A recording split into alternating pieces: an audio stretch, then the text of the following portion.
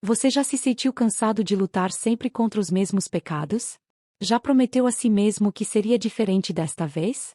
Já disse em oração: agora vai, Senhor. Agora eu mudo. E mesmo assim, semana após semana, voltou a cair exatamente no mesmo lugar? Talvez você tenha tentado tudo o que estava ao seu alcance.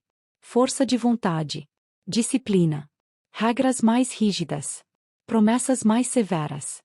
Talvez até tenha sido mais fiel às práticas religiosas, mais presente na missa, mais atento à confissão, mais exigente consigo mesmo. E ainda assim, nada parece suficiente. No fundo da sua alma, uma pergunta começa a ecoar em silêncio. Uma pergunta que dói. Uma pergunta que muitos têm medo de formular em voz alta. Por que eu não consigo? Por que, mesmo querendo o bem, continuo fazendo o mal que não quero? Porque minha vontade parece tão forte quando faço promessas, mas tão fraca quando a tentação aparece.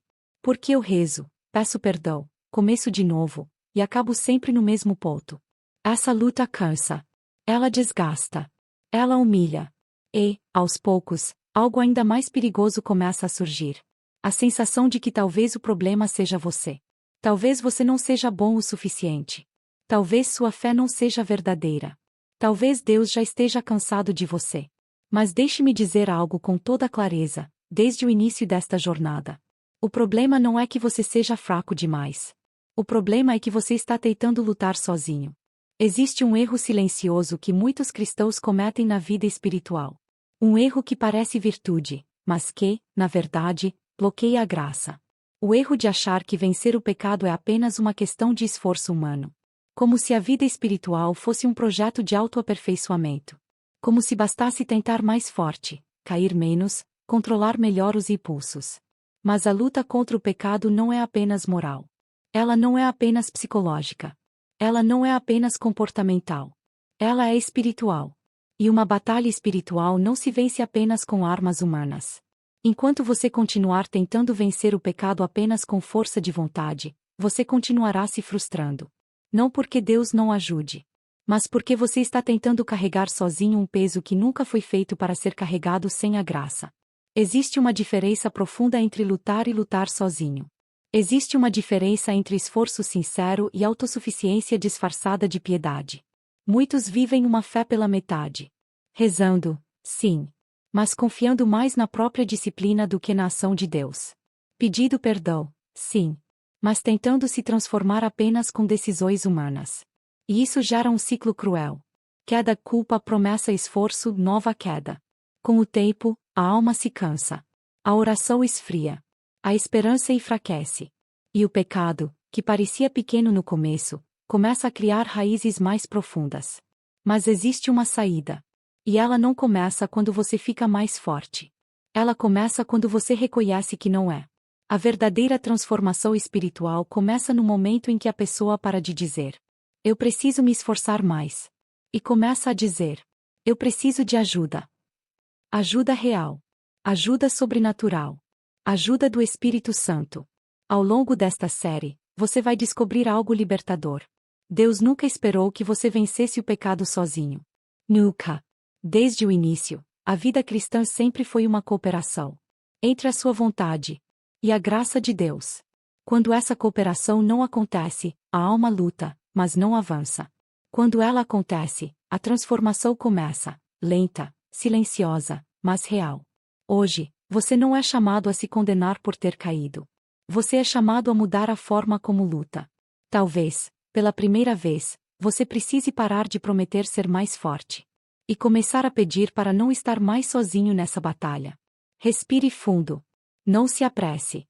Esta não é uma corrida. É um caminho. E tudo começa com uma pergunta simples, mas decisiva. E se o problema nunca foi a falta de esforço, mas a ausência da graça no centro da luta? É isso que vamos começar a descobrir, passo a passo. Existe algo que quase ninguém percebe, mas que está na raiz de muitas derrotas espirituais. Um erro tão comum que parece normal. Tão difundido que chega a ser ensinado, mesmo sem palavras. É a ideia de que, para Deus agir, você precisa primeiro estar pronto. Mais disciplinado. Mais controlado. Mais forte. Mais no lugar. Como se a graça fosse uma recompensa para quem já conseguiu se organizar interiormente. Como se o Espírito Santo viesse apenas depois que você provasse que merece ajuda. E é exatamente aqui que muitos se perdem. Sem perceber, a vida espiritual vai se transformando em um projeto pessoal. Uma espécie de ginástica moral. Você treina a paciência. Treina o autocontrole. Treina o silêncio. E, quando falha, se pune interiormente, promete fazer melhor, aumenta o nível de exigência. Por fora, parece zelo. Por dentro, é solidão espiritual. Porque, no fundo, você está dizendo, talvez sem perceber: Deus, deixa comigo. Quando eu estiver melhor, eu te chamo. Esse é o grande erro. A luta contra o pecado não foi pensada para ser vencida assim. Não porque o esforço seja inútil, mas porque o esforço sozinho não basta. Aqui entra a sabedoria de Santa Teresa de Jesus, alguém que conheceu profundamente essa batalha. Ela não falava a partir de teorias bonitas. Falava a partir de quedas reais, longos anos de luta interior e noites espirituais profundas. Santa Teresa percebeu algo que muda tudo. O maior obstáculo à ação de Deus na alma não é o pecado em si, mas a ilusão de autossuficiência. Enquanto a pessoa acredita que, com um pouco mais de esforço, vai conseguir sozinha, ela fecha, mesmo sem querer, a porta para a graça. Não é que Deus se afaste. É a alma que não se abre. Muitos confundem vida espiritual com força de caráter. Acham que os santos eram pessoas naturalmente fortes, disciplinadas, firmes. Mas os santos não foram grandes porque eram fortes. Eles se tornaram fortes porque pararam de lutar sozinhos. Santa Teresa foi clara. Quando a alma tenta caminhar apenas com suas próprias forças, ela se cansa, se dispersa, cedo ou tarde, volta às mesmas quedas. Não por falta de boa vontade, mas por falta de apoio sobrenatural. Veja como isso é sutil. Você reza, sim, mas reza para pedir perdão depois da queda, não para pedir ajuda antes da batalha. Você confessa, sim, mas volta para casa achando que agora tudo depende apenas de você. E quando cai de novo, a dor é maior. Porque agora vem acompanhada de vergonha. Eu já sabia. Eu prometi. Eu não devia ter caído. Esse tipo de culpa não cura. Ela paralisa. Santa Teresa enxergou que esse caminho leva a dois extremos igualmente perigosos. Ou ao desânimo, quando a pessoa desiste de lutar.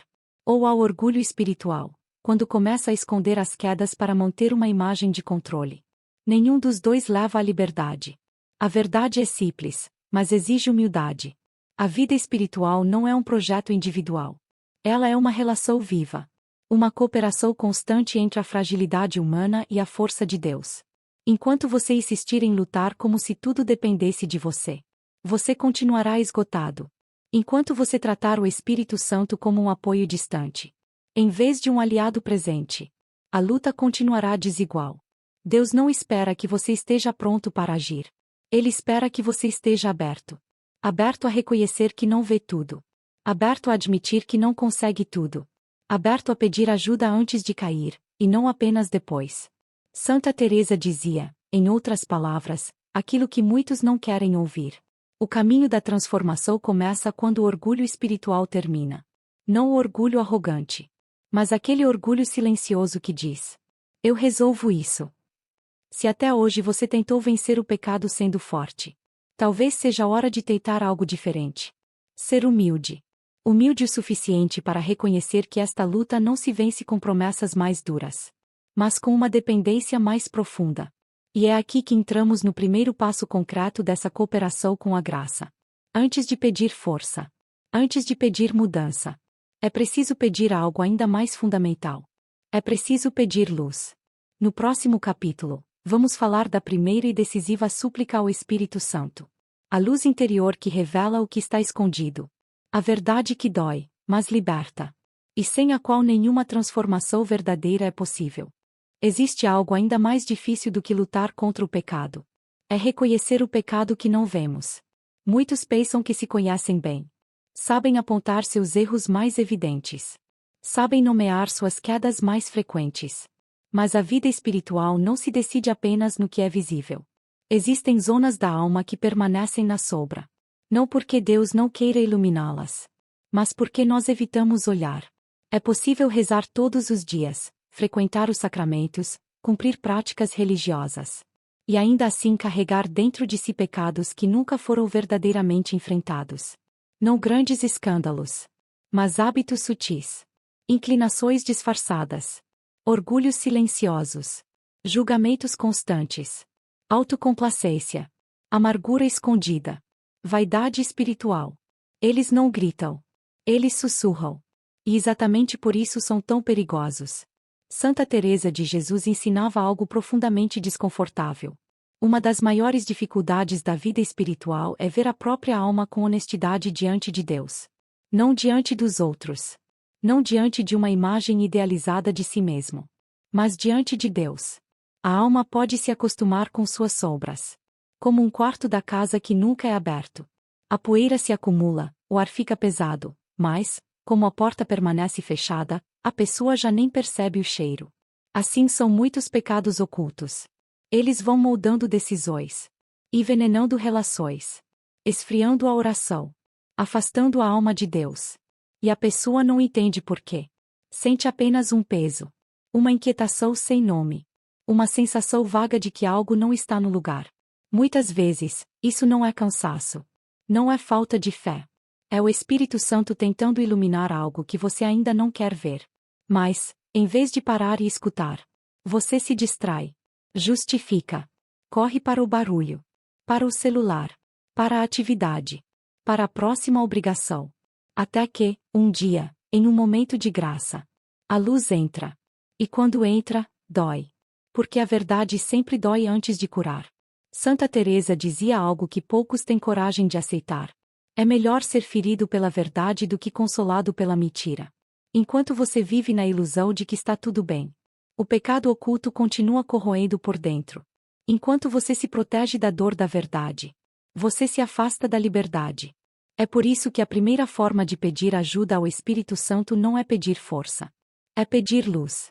Não luz para ver o mundo, mas luz para ver a si mesmo. Luz para reconhecer aquilo que você justifica. Aquilo que você chama por outro nome para não enfrentar. Aquilo que você relativiza para não mudar.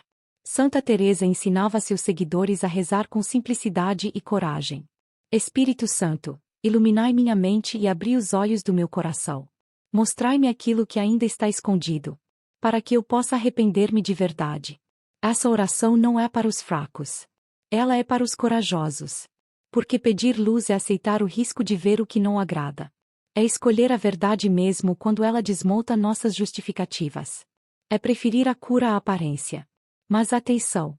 Pedir luz não significa se julgar com dureza. Não é um convite à autodestruição espiritual. O Espírito Santo não ilumina para humilhar. Ele ilumina para libertar. Quando algo vem à tona sob essa luz, não é para que você fuja, mas para que confesse, entregue, arrependa-se. E experimente a leveza de não carregar mais aquilo sozinho. Como praticar isso de forma concreta? Comece pelo silêncio. Um silêncio real. Sem pressa. Sem distrações. Coloque-se diante de Deus. Reconheça, com humildade, que você não vê tudo. Peça perdão não apenas pelo que você sabe, mas também pelo que ainda não percebeu. Depois, deixe que o Espírito Santo conduza seus pensamentos. Faça um exame de consciência lento. Sem se poupar da verdade, mas também sem violência interior. Quando algo surgir, não fuja. Não racionalize. Não empurre de volta para a sombra. A luz que revela é a mesma luz que cura.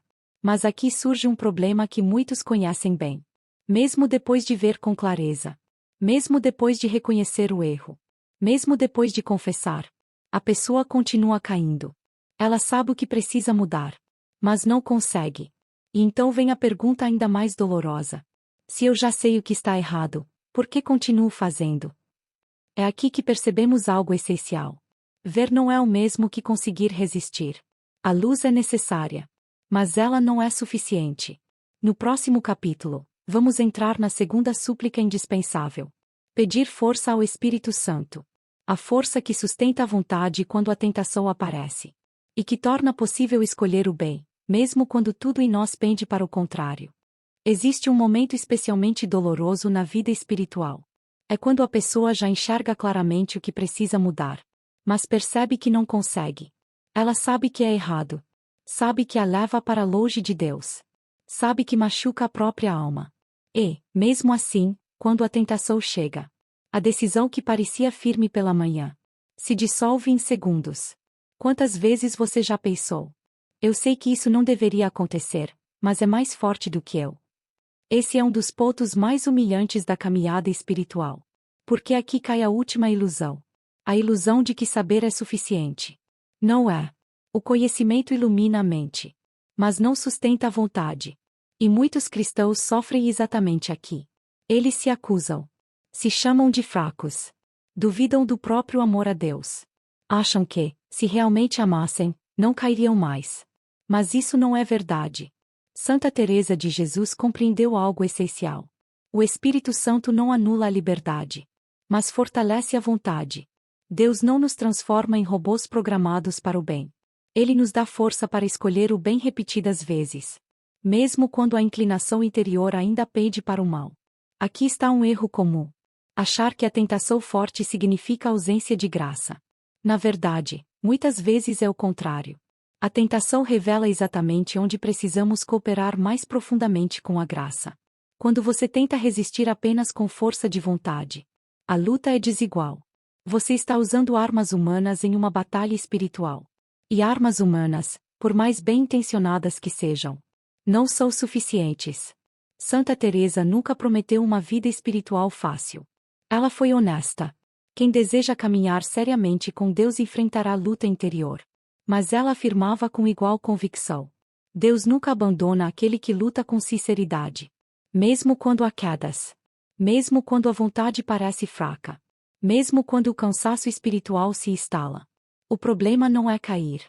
O problema é cair sem pedir ajuda. É aqui que entra a segunda forma de pedir auxílio ao Espírito Santo. Pedir força. Não força genérica. Não um pedido vago de ser melhor. Mas força concreta, direcionada, humilde. Força para dizer não naquele ponto exato onde você sempre cai. Força para resistir naquele momento específico do dia. Força para sustentar uma decisão quando a emoção muda. Isso exige honestidade consigo mesmo. Identificar, sem rodeios, quais tentações mais o afastam de Deus. Não diga apenas: eu preciso melhorar.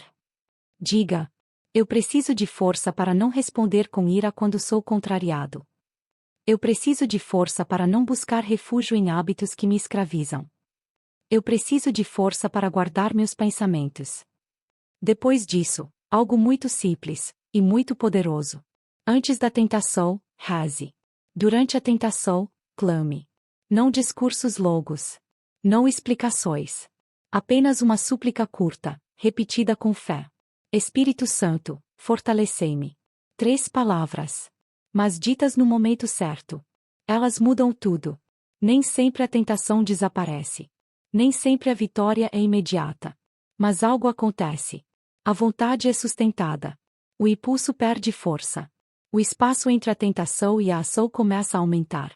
E nesse espaço, a graça age.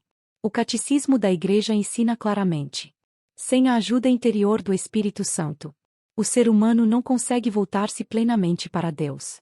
Isso não é fraqueza. É verdade espiritual. Cada vez que você pede força, mesmo caindo depois, você coopera com a graça. E essa cooperação nunca é inútil. A mudança real, quase sempre, é imperceptível no início. Mas, com o tempo, o que parecia impossível começa a perder domínio. Ainda assim, existe um perigo aqui. É possível resistir exteriormente e continuar interiormente preso. É possível se comportar melhor, sem que o coração tenha sido realmente transformado. E quando isso acontece, a vida espiritual se torna pesada, seca, tensa. Uma obediência sem amor. Por isso, existe uma terceira súplica. A mais profunda de todas.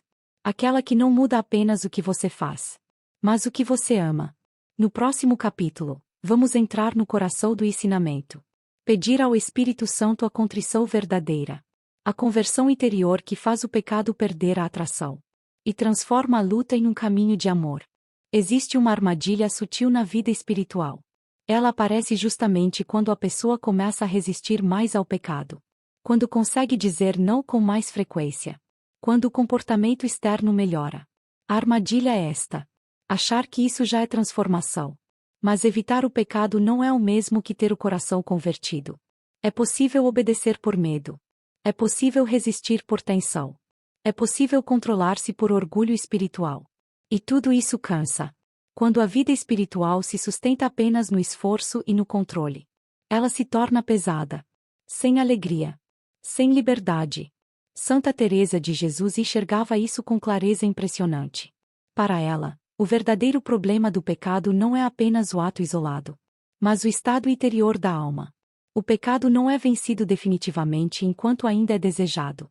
Enquanto ele continua atraente. Enquanto o coração ainda olha para ele com saudade. Por isso, Santa Teresa ensinava que a cura mais profunda não acontece no nível do comportamento, mas no nível do amor. Aqui entramos na terceira forma de pedir ajuda ao Espírito Santo. Pedir contrição verdadeira. Não aquela contrição superficial que apenas diz: desculpa, Senhor, eu errei de novo. Mas aquela que brota de um coração tocado, ferido pelo amor, que finalmente entende o que estava perdendo ao se afastar de Deus. A contrição verdadeira não nasce do medo do castigo. Ela nasce da dor de ter ferido um amor. É o momento em que a alma diz: como eu pude trocar Deus por tão pouco? Como eu pude preferir isso àquele que me ama sem medida? Esse tipo de arrependimento não pode ser fabricado. Não surge por decisão racional. Não é fruto de esforço psicológico. Ele é um domingo. Um presente do Espírito Santo. Quando esse dom toca o coração, algo muda radicalmente. O pecado começa a perder o brilho. Aquilo que antes seduzia, agora incomoda. O que antes parecia prazer, agora parece vazio. Não porque alguém proibiu, mas porque o amor reorganizou tudo. Santa Teresa rezava pedindo exatamente isso. Não apenas força para resistir, mas um coração transformado. Espírito Santo, inflamai em mim um coração verdadeiramente arrependido. Que eu não apenas temo o pecado, mas o odeie por amor a Deus. Esse ódio não é amargura. É lucidez. É a alma reconhecendo que aquilo que a afastava de Deus nunca foi neutro.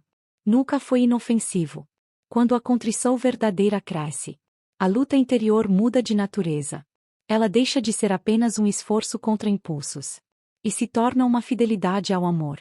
O Catecismo da Igreja ensina que a contrição perfeita nasce quando Deus é amado por si mesmo, e não por medo do inferno ou desejo de recompensa. Esse é o ponto mais alto da transformação espiritual. Não um amor calculista. Não um amor tenso. Mas um amor livre. Um amor que não pergunta: o que eu vou perder se obedecer? Mas pergunta: como eu poderia me afastar de quem eu amo? Quando esse amor começa a habitar a alma, o pecado se torna insuportável. Não por medo, mas por incoerência. É como alguém que, depois de amar profundamente, não consegue mais trair sem sentir repulsa interior. Não porque alguém vigia, mas porque o coração mudou. É por isso que pedir contrição é tão essencial. Sem ela, a vida espiritual vira apenas controle. Com ela, nasce a liberdade. Mas atenção! Essa transformação não acontece de um dia para o outro. Ela é fruto de súplica constante, de humildade, de perseverança. Por isso, não se escandalize se o pecado ainda parece atraente às vezes. Isso não significa que Deus não esteja agindo. Significa que o processo ainda está em curso. Continue pedindo. Mesmo sem sentir. Mesmo sem perceber. O Espírito Santo trabalha em profundidade. E quando ele transforma o coração, transforma tudo. Agora, chegou o momento de unir tudo o que vimos até aqui. Luz. Força. Contrição. No próximo e último capítulo, vamos reunir essas 3 súplicas. E entender por que o maior erro espiritual é esperar estar pronto para pedir ajuda. E porque a transformação verdadeira começa exatamente agora. Existe um erro final, silencioso e decisivo, que impede muitas almas de avançarem de verdade. É o erro de achar que ainda não é o momento. Que falta algo. Que é preciso melhorar um pouco mais antes de pedir ajuda de verdade. Muitos pensam, mesmo sem formular assim: quando eu estiver mais disciplinado, eu peço. Quando eu cair menos, eu rezo com mais confiança. Quando eu estiver mais puro, então Deus poderá agir. Mas isso é uma ilusão perigosa. Porque a lógica da graça é exatamente o oposto. Você não pede ajuda porque está forte. Você pede ajuda porque é fraco. Você não invoca o Espírito Santo depois de vencer. Você o invoca para poder lutar. Esperar estar pronto para Deus agir. É como esperar estar curado para procurar um médico. É como esperar enxergar para pedir luz. A sabedoria dos santos sempre foi clara. É justamente na fraqueza que a graça encontra espaço. Tudo o que vimos até aqui converge para isso. Você não vence o pecado apenas com esforço humano. Você coopera com a graça. E essa cooperação se expressa em 3 súplicas simples, profundas, transformadoras. Pedir luz. Para ver com verdade aquilo que está escondido. Sem autoengano. Sem máscaras. Pedir força. Para sustentar a vontade quando a tentação aparece. Não confiar apenas em si, mas invocar o auxílio sobrenatural. Pedir contrição. Para que o coração seja transformado. Para que o pecado perca a atração. E o amor a Deus se torne o centro. Essas 3 súplicas não são técnicas. Não são fórmulas mágicas. São atitudes interiores. E quando elas se tornam parte da sua oração diária, algo começa a mudar. Não de forma espetacular. Não de maneira instantânea. A transformação espiritual não é um salto. É um caminho. Um caminho feito de quedas e recomeços. De pedidos repetidos. De humildade insistente. E um dia, quase sem perceber, você olha para trás. E nota que não é mais a mesma pessoa. Aquele pecado que parecia invencível. Já não tem o mesmo poder. Aquela escuridão que dominava a consciência. Foi sendo iluminada. Aquela luta solitária. Se transformou em uma caminhada acompanhada. E então você entende. Não foi você. Foi a graça. O Espírito Santo não é apenas consolador. Ele ilumina. Ele fortalece. Ele converte. Ele transforma. Mas ele não age sem a sua abertura. Sem a sua oração. Sem a sua humildade. Por isso, não se martirize por ter falhado. Não se acuse por ainda estar em processo. Não adie mais. Comece agora. Pare de tentar ser forte sozinho. Pare de fingir que dá conta.